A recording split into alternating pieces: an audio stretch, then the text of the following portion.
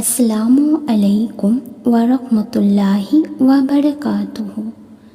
যেই তিন ধরনের ঘরকে মহান আল্লাহ তাআলা অপছন্দ করেন, তিন ধরনের ঘরে যে কোনো সময় আল্লাহর আযাব নাজিল হতে পারে। মহান আল্লাহ রাব্বুল আলামিন খুবই অপছন্দ করে এই তিন ঘরকে।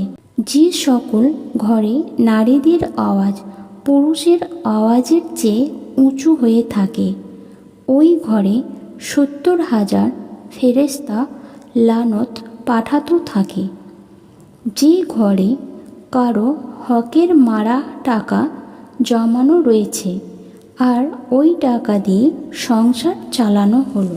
হযরত জিবরাইল আলাইহিসসালাম বলেছেন, যে ঘরে মানুষেরা মেহমান আসলেই মন খারাপ করে, তাহলে ওই ঘরে নামাজ পড়া হলে নামাজের সওয়াব ফেরেশতারা লিখেন না। আল্লাহ তাআলা আমাদেরকে এই তিন গুনাহ থেকে রক্ষা করুন। আমিন।